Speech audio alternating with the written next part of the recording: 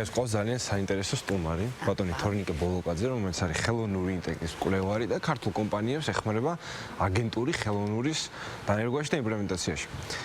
თორნიკე პირდაპირ გადავალ ესეთ მარტივ კითხვას დავსვამ, თუმცა აუცილებელ კითხვას დავსვამ.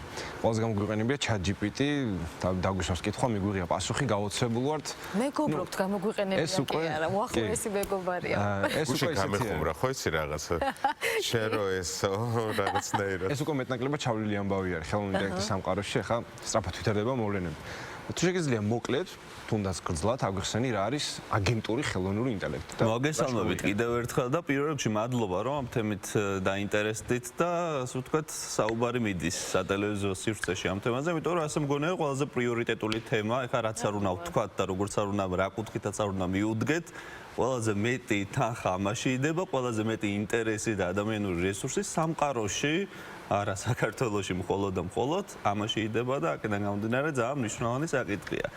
ხო, პირდაპირ საქმეზე გადავიდეთ, ყველაზე მნიშვნელოვანი კითხვა დაისვა, რომ ჩვენთვის გავრცელებული წინა წლებში ჩატბოტები, რაც ყველამ ვიცოდით, ChatGPT, Google-ის Gemini, Anthropic-ის Claude და ასე შემდეგ, რაღაცნაირად მოხდა ტრანსფორმაცია და დაპრიორიტეტდა დღესდღეობით უკვე აგენტური AI.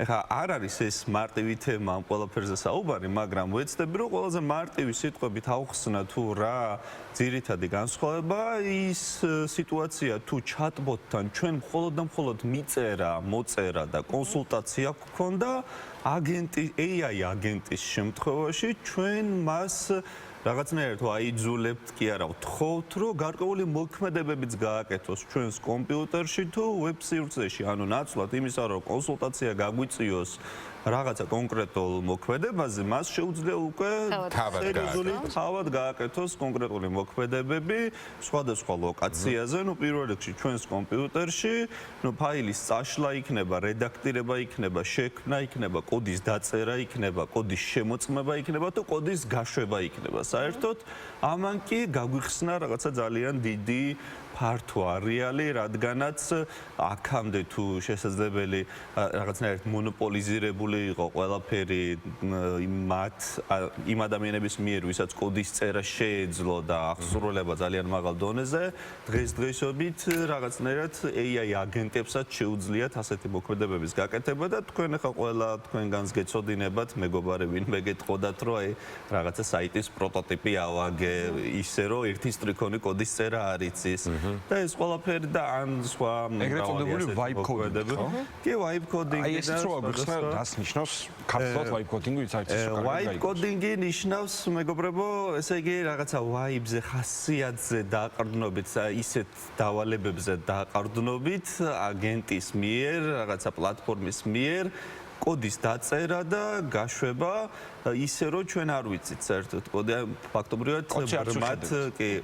ფაქტობრივად ბრმად ვწერთ.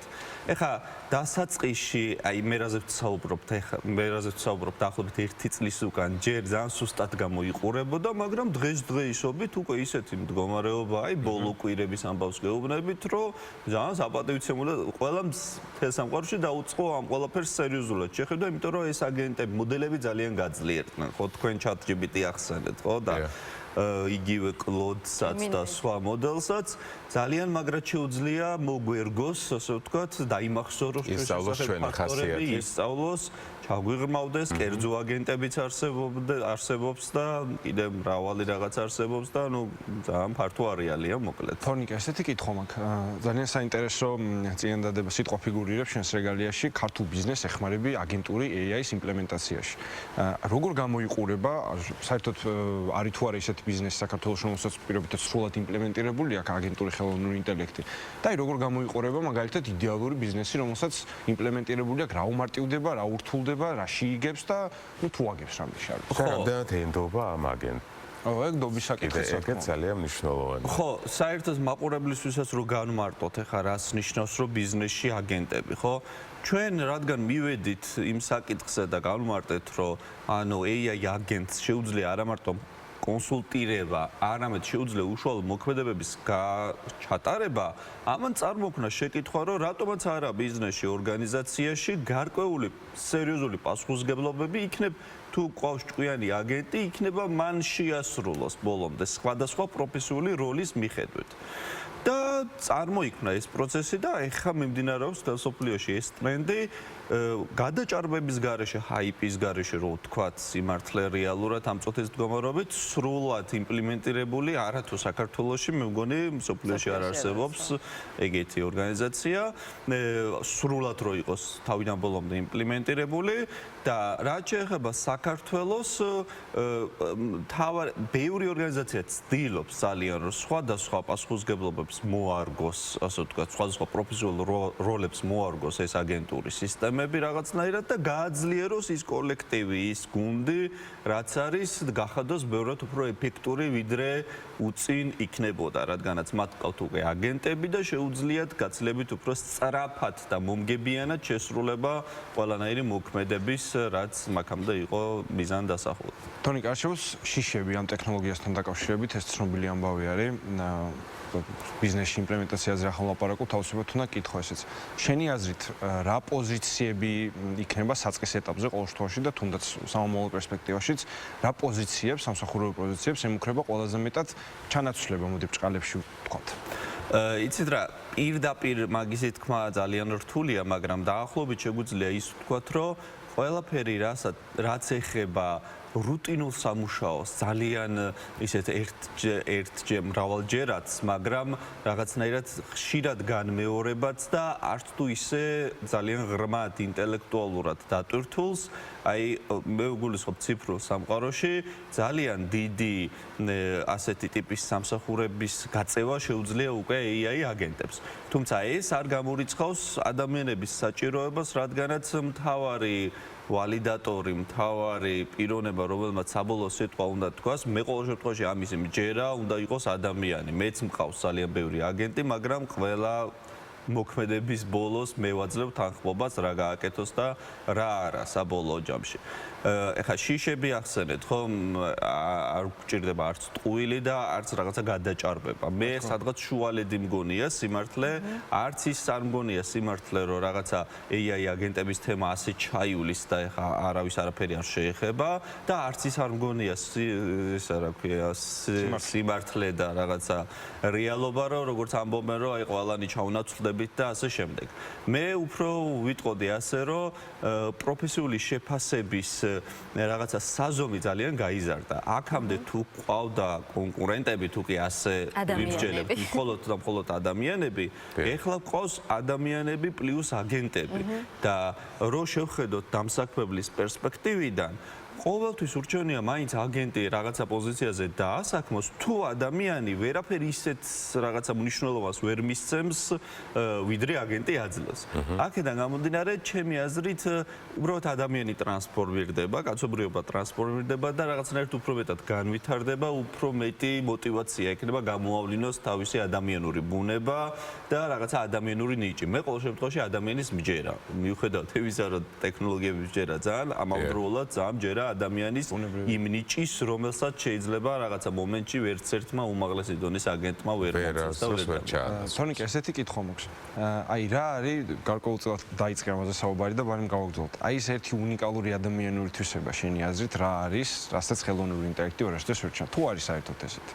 იცით რა, ხელოვნური დღესდღეობით, ესე რომ ვთქვათ, ხელოვნური ინტელექტი აკეთებს აქამდე კაცობრიობის მიერ შექმნილი ყველაფრის სინთეზს და იქიდან გამოყვანას რაღაცა ახლებს. ანუ ხელოვნური ინტელექტს ამ წუთის მდგომარეობით ვერც ერთი რეკვიემის დაწერა ვერ შეუძლია, ახლის აბსოლუტურად და ვერც ანა კარენინას ვერ დაწერს ხელახლა რაღაცა სხვას ახალს ვერ შექმნის. ეს იქნება უბრალოდ სინთეზი. სანამ ამ დონეზე ვართ, თუ რამე შეიცვალა ეგ არაფერს არ უნდა გვეშინოდეს. მაშინ თუ ამ დონეზე ვართ, მაშინ ერთადერთი მონოპოლისტი რაღაც ახალზე ჩემი გადმოსახედიდან რჩება ადამიანი, ხო? მე თქვენ ჩვენ შეგვიძლია შევქმნათ რაღაცა ისეთი ახალი, რაც ჯერ ხელოვნურ ინტელექტს არ აქვს დასინთეზირებული, ასე ვთქვათ, მრავალი სხვა მონაცემებით. აი ამ გარემოებაში თქვენ რაც თქვით, ხო, აქ რჩება მთავარი ის, რომ ადამიანებს შეგვიძლია რაღაც აბსოლუტურად კრეატიული და ახალი შევქმნათ ნებისმიერ სფეროში, რაც აქამდე კაცობრიობას არ შეუქმნია. და ამ ორი რაღაცის სინთეზი გაცილებით უფრო ეფექტურია. აი კითხოს დროს ვამენ ხოლმე რომ ადამიანური ვთქვათ კრეატიულობა თუ ხელოვნური ინტელექტი ორივე რატომაც არა ადამიანმა უნდა შეუთავსოს ეს ყველაფერი და უფრო თონიკე ეხლა ორი კითხვა მაქვს და ერთში გავაერთიანებ. რჩევა მინდა მისცე ორ ადამიანს, აი ჩვენი სტუდიიდან. ერთი არის სტუდენტი, რომელიც ახლა სწავლობს, ითვისებს ახალ პროფესიას, იქნება ეს ტექნოლოგიურ სფეროში თუ არა ტექნოლოგიურ სფეროში, რა რჩევას მისცენდი მას ხელოვნური ინტელექტის მიმართულებით, რაზე დაიწყო ზრუნა და მეორე არის რიგითი კომპანიის თანამშრომელი, რომელსაც ასევე მაინტერესებს, რას ურჩევდი, როგორ გადაემზადოს, როგორ რეკვალიფიცირდეს და რისთვის იყოს მზად. ხო, ძალიან საინტერესო კითხვაა, მადლობა. დღესდღეობით ცოტა შეიცვალა სიტუაცია იმ მხრივ, რომ ნაცვლად ყველაზე ჩემი მოსაზრებით ყველაზე მთავარი და მნიშვნელოვანი ფუნქცია არის ორკესტრაცია, ხედვა და რაღაცა სერფინგი, უბრალოდ რაღაცა გზის გაკვლევა სხვადასხვა ციფრულ ინსტრუმენტსა და შესაძლებლობას შორის, ხედვის ჩამოყალიბება და საბოლოო პროდუქტამდე მისვლა, რაც ჩვენთვის სასურველია. ჩემი აზრით, ყველაზე მეტად, ასე ვთქვათ, ყველამ უნდა დააპრიორიტეტოს ის, რომ აი საბოლოო შედეგი, საბოლოო პროდუქტი, საბოლოო სახით დაინახოს რისკენ მიისწრაფის. მოდი უფრო მარტივად თუ ვიტყვი, გავამარტიებ.